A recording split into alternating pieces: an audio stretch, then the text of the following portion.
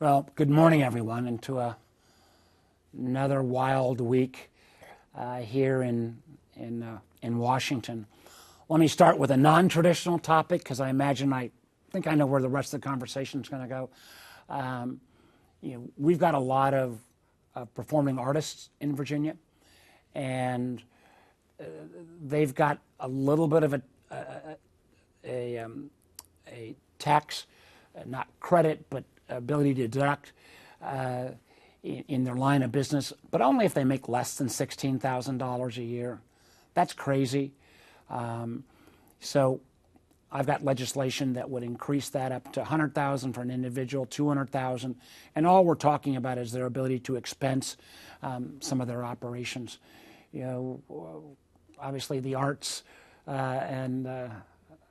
is under enormous challenge from this administration. We ought to at least make it a little bit easier for those folks who are artists, who do perform, to have the same ability to kind of deduct some of their expenses the way other enterprises do. So, something we've been working on for some time, but it's gotten reintroduced recently, and I wanted to bring that topic up. On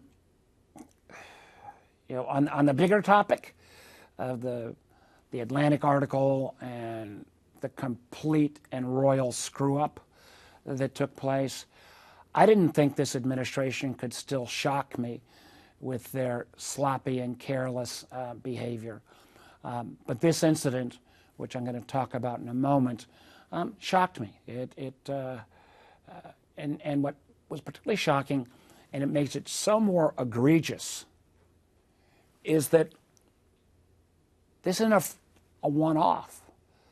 This is a pattern of incompetence that's stunning. I mean, first couple of weeks of the administration, they put a couple of hundred new CIA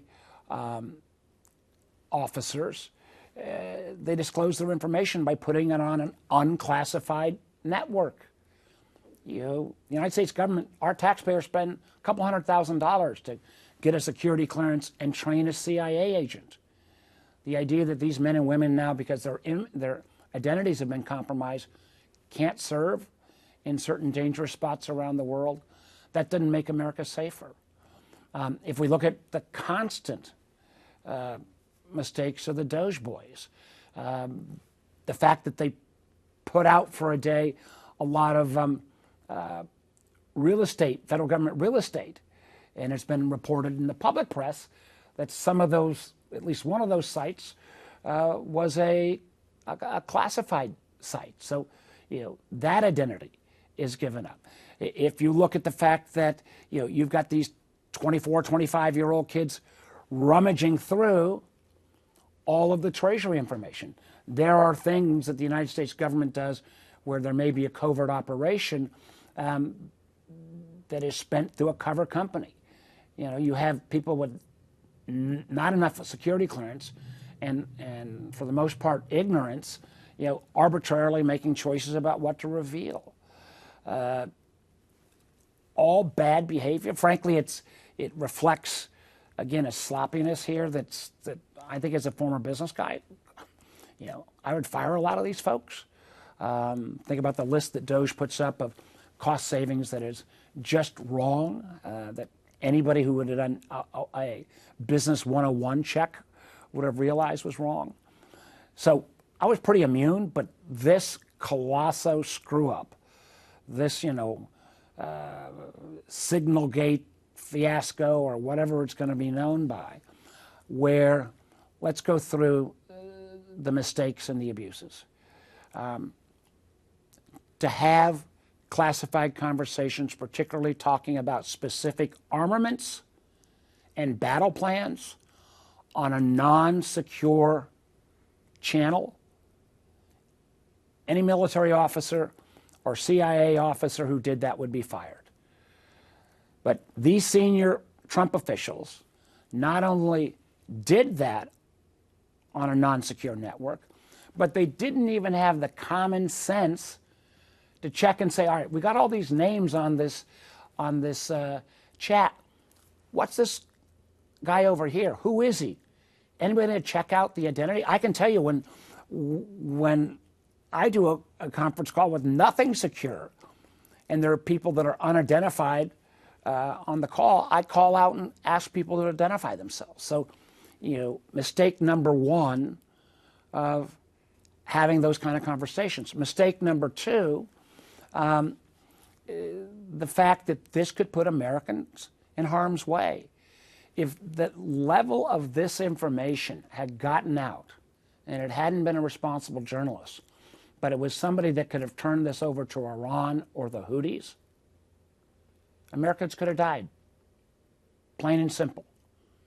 The Houthis could have moved their defensive tools, and they could have taken down an American plane that was piloted, and to put our soldiers, sailors, and airmen in that kind of harm's way because of sloppiness.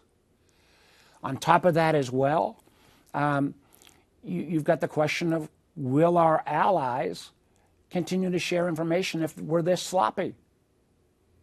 I believe we ought to put America's priorities tops, but America first shouldn't mean America alone.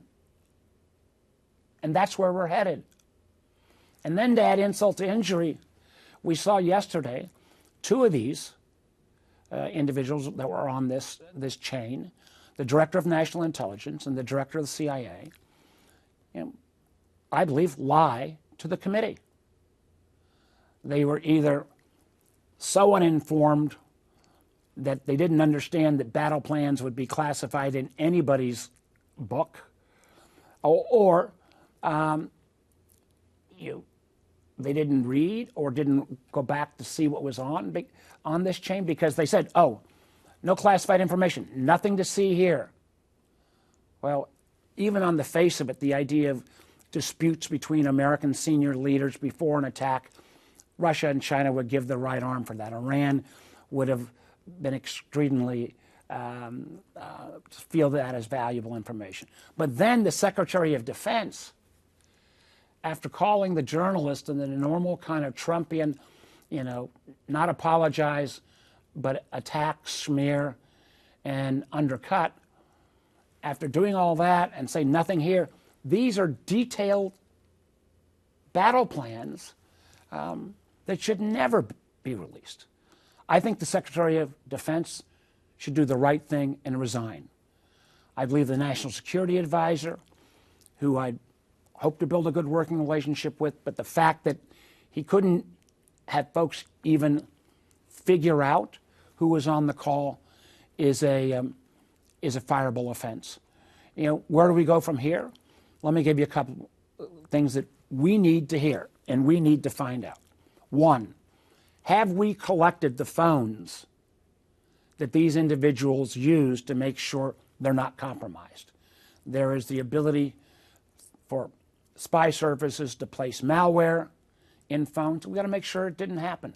And again, to just make this so much more egregious, you had the Director of National Intelligence abroad doing this, and she wouldn't even acknowledge whether it's her phone or the government phone, and we need an answer to that.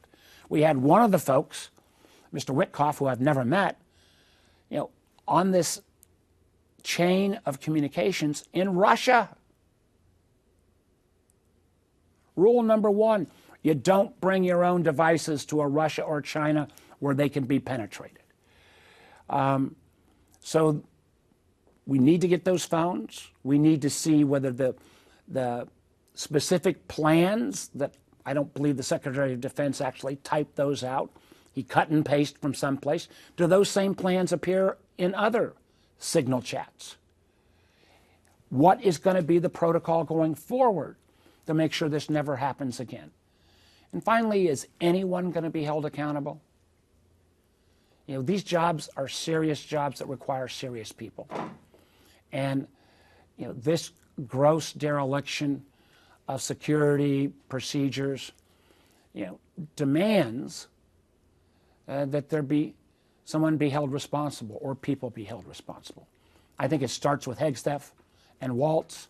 I think the folks who were testifying yesterday who dissembled or lied consciously or unconsciously, I know they're before the House committee today, I'm sure they will, try to bob and weave. I mean, the fact that the Director of National Intelligence wouldn't even acknowledge whether it was her phone or a government phone. This is playing not only with America's reputation, it is playing with the lives of our servicemen.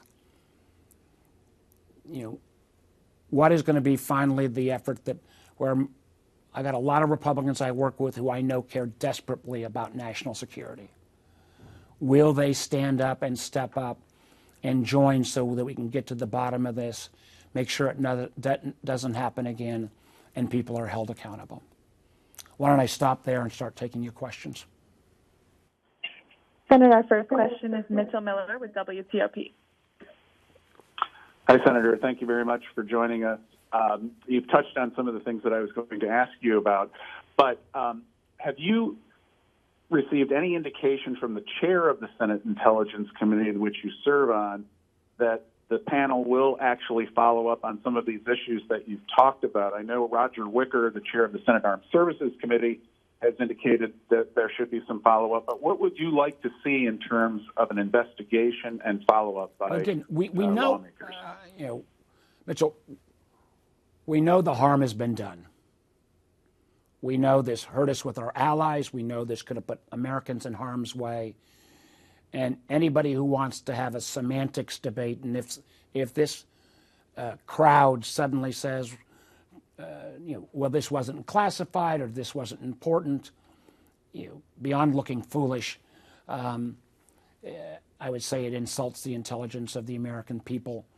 And again, I think there should be accountability. What I want, and this isn't some long blown out investigation. Nobody's trying to create a Benghazi commission here.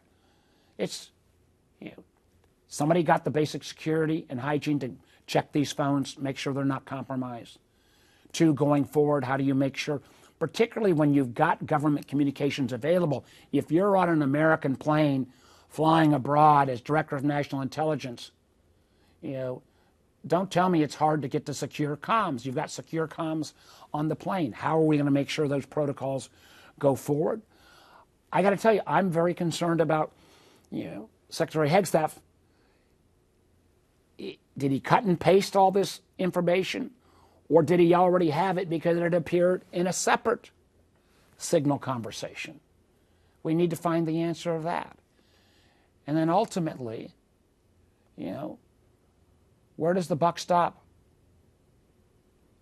Who's going to be held responsible? I can tell you without any doubt, if this had been a military officer or a CIA agent, and they had been this sloppy, careless, they would be fired. No ifs, no ands, no buts. And again, the hypocrisy, and this is the part that kind of makes my head explode. You got the Director of National Intelligence self-righteously tweeting 12 days earlier, oh, if there are any leaks, we've got to pursue it to the full extent of the law. Well, I hope the administration lives by the words of their Director of National Intelligence. Senator, our next question is Coulter Anstead with WTKR. Hey, Senator. We've got here in Hampton Roads, obviously, the Harry S. Truman Carrier Strike Group is over there in the Middle East right now. So I can imagine a lot of families here in the Hampton Roads area are hearing this and wondering, is their son or daughter now in danger because this information has gotten out, knowing that their son or daughter is over there in the area that was being talked about? What would be your message to families here in Hampton Roads who have that concern? Well, my first answer would be, you deserve better. Your sons and daughters deserve better. They deserve a defense structure that realizes that you keep secret information secret because lives could be lost. Thank God the strike itself took place and there was no loss of American life.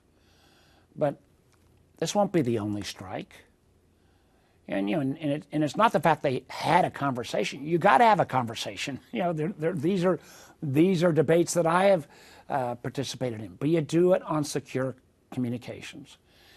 And if there is no one held responsible, and this is just a kick the can, or you hear Donald Trump somehow blaming this on Joe Biden or Hillary Clinton or Barack Obama or whoever happens to be the blame victim of the week, I hope they realize that kind of commentary doesn't make their kids who are serving safer.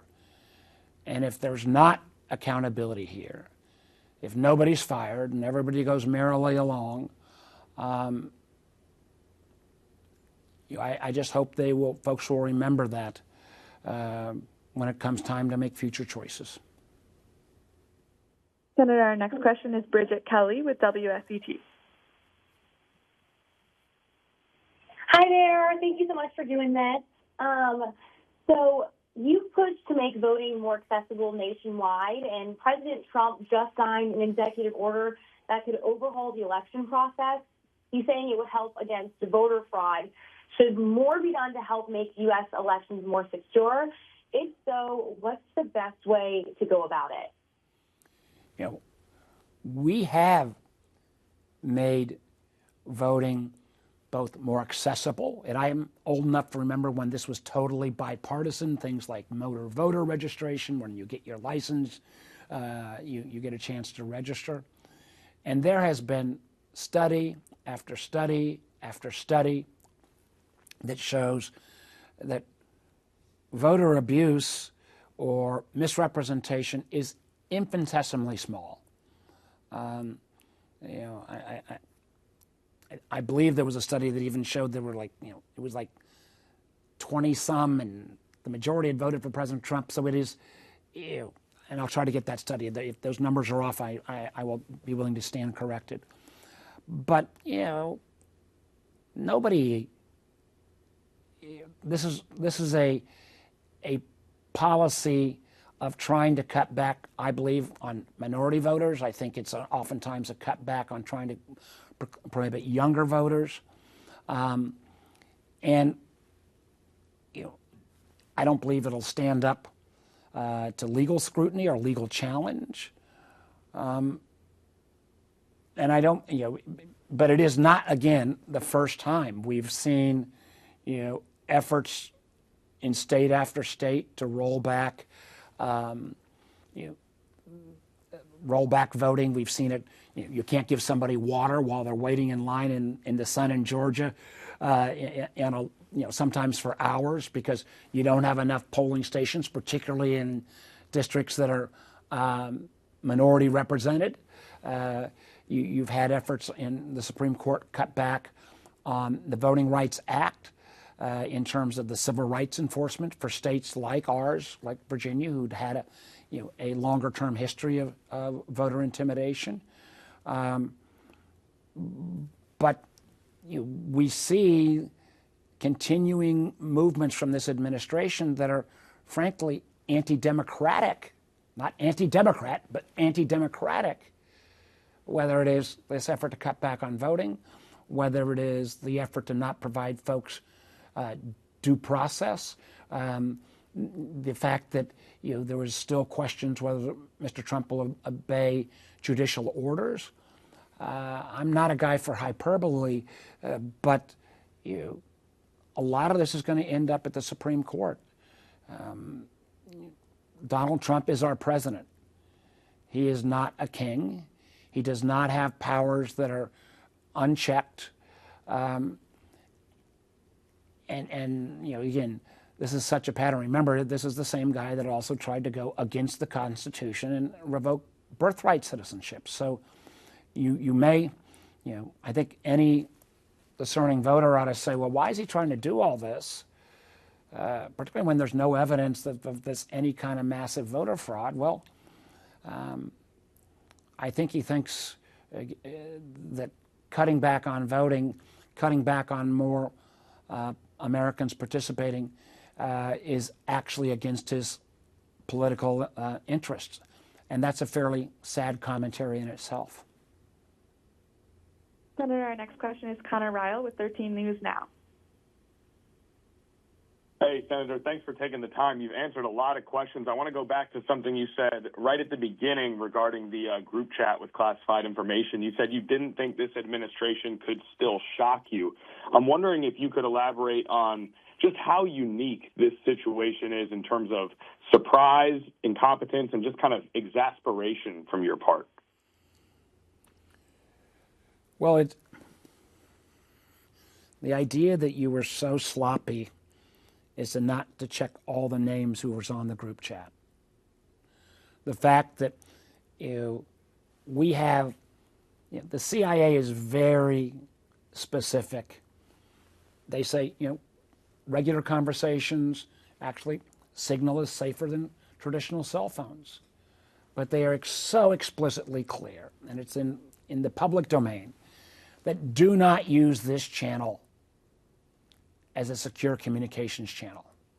We have separate whole networks that we've invested billions of dollars to make sure that this doesn't happen.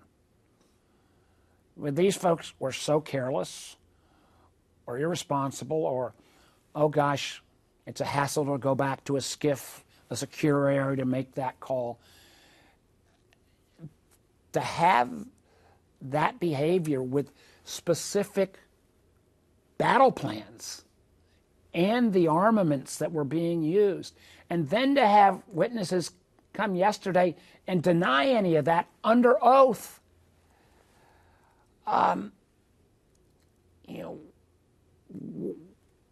If you're hearing frustration and amazement, it is, and it's not just about what does that say to the men and women in our military or in our intelligence community who get fired by this behavior, but what does that do for their morale if they think their bosses don't care enough about, frankly, the folks who are fighting or the folks who are spying not to have basic,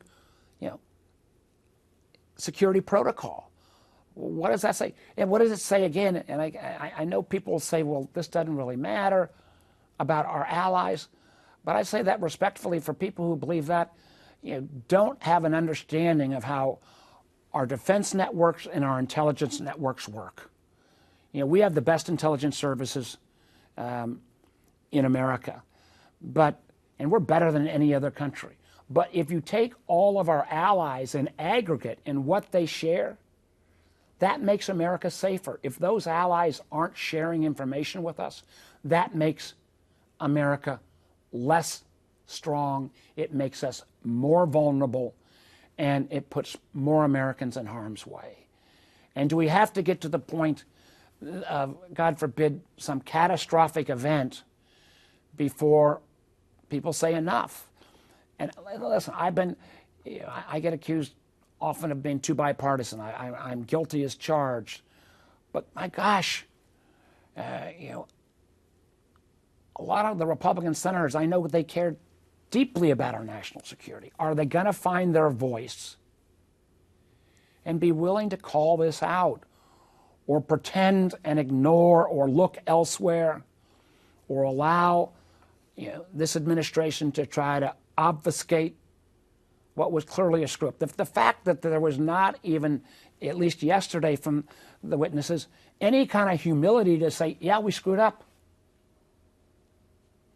It was back to I almost felt like I was hearing Trump with, oh, this is a perfect phone call, as in reference to how Trump characterized the call, first call with President Zelensky, where he asked for political dirt on Biden.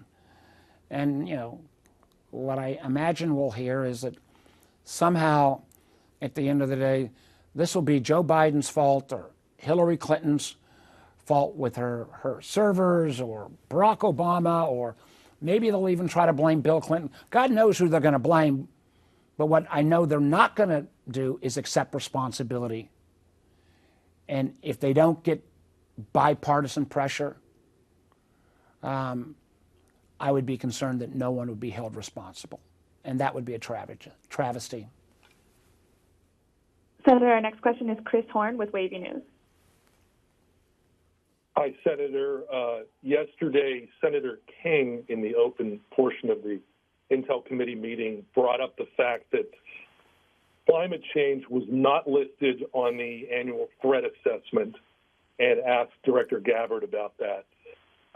Given the situation here at Hampton Roads and the fact that we are such a heavily concentrated military area and that we are susceptible to climate change, do you feel that climate change should have been on the ATA?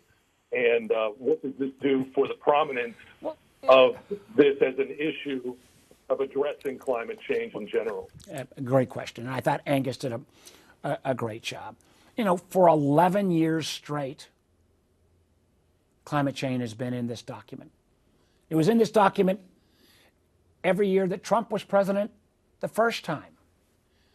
And if anybody thinks, oh my gosh, somehow in the last 3 months, sea level rise has gotten better, or we're not seeing extreme weather events, then they're either oblivious or ignorant. If these folks didn't realize that we spend millions of dollars a year raising the piers in Norfolk so the fleet can still appropriately dock there, then they are either ignorant or willfully not understanding, the world. I mean, one of the things that was, and this was not classified, but in subsequent questioning, people acknowledge that, Russia and China are spending a lot more time focused on the Arctic. Well, why are they spending more time focused on the Arctic now than 10 years ago? Well, the reason is, and ultimately they acknowledge this, that the Arctic is melting, and that means there are more sea channels that are made available. And to pretend that this is, not happening is, again, doesn't make America stronger. One of the things I was hoping to ask yesterday that I didn't get a chance to ask is, on the assessment, there was an acknowledgement that Russia is still trying to meddle in elections, and they use bots, they use different tools, they use disinformation, but election interference. Well, if that's the case, why is the Trump administration already disbanding the election integrity units? And again, the irony of this is that the first Trump administration did a damn good job on election protection for the 2020 election, for the 2018 election. We had a strong working group from the Trump administration. We have seen since that time, in nation after nation, Russia's meddling increase. I think about some of the things in the Czech Republic recently. But for them to, mention that while at the same time disbanding our election integrity units, again, this doesn't make America safer. Senator, our final question is Michael O'Connor with the Virginia Dogwood. Hi, I just kind of wanted to follow up on, your message to military families in Virginia about how this could imperil their loved ones and just sort of the broader impacts of the Signal fiasco to Virginia. Yeah. Thank you. Thank you. Well, listen, my job is to get to the bottom of this, to make sure that this is not the only time this has happened, to make sure that if phones are compromised, that they are destroyed. It's to make sure that some folks are held accountable so that there is a greater sense of responsibility that we owe to our men and women, particularly our sailors who are on the front line in this region. There will be, I'm sure, subsequent attacks on the Houthis. And when those men and women climb into those jets, they ought to have a better assurance that the Houthis are not lying in wait because somebody's been careless with the information.